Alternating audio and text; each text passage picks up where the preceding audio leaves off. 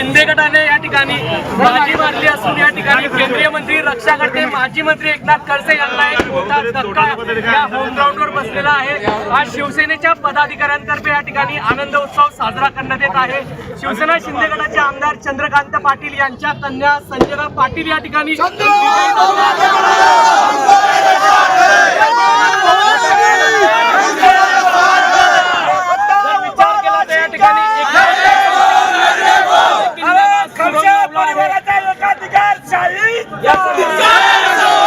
या ठिकाणी आमच्या सोबत शिवसेना शिंदे गटाचे पदाधिकारी आहेत, आम्ही त्यांच्याकडून जाणून घेऊया।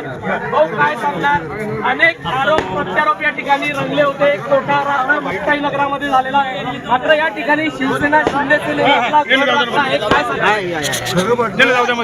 सत्तेचा मतलब विकासाचा विजय झालेला आहे। विकास हे आदरणीय चंद्रकांत पाटील यांनी गेल्या 5-7 वर्षात जो विकास केला त्याचा विजय झालेला आहे आणि 30 वर्ष झाले त्यांनी जो विकासाचा काही विशेष नाही झाला,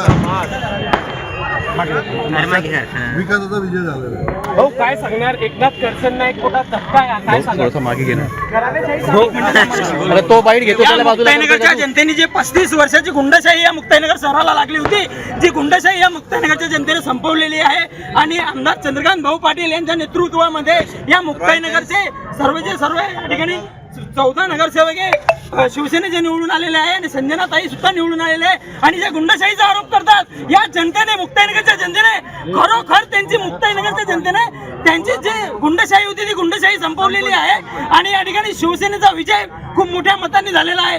आमदार चंद्रकांत भाऊ पाटील यांचा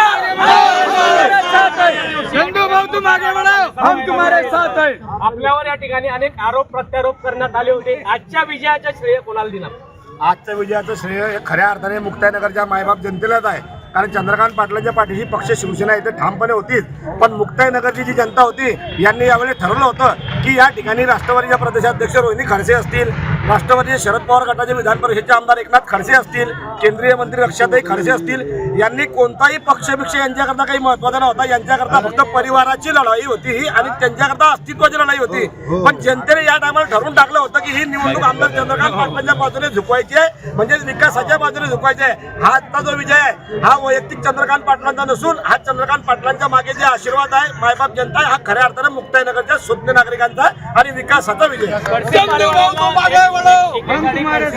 हा गड मानला जायचा, आता हा गड या ठिकाणी त्यांचा पराभव होऊ लागलाय, काय सांगाल याकडे? गड तर 6 वर्षापूर्वीच उद्ध्वस्त झालेला आहे। या ठिकाणी आमदार चंद्रकांत पाटलांसारखा लढवय्या शिवसैनिक ज्या दिवशी या मतदारसंघात जन्माला आला त्याच दिवशी त्यांच्या गडाला सुरुंग लावण्याचं काम झालं होतं आणि गड हा छत्रपती राजांचा गड असतो, रावणाचा कधीच गड नसतो आणि खडसे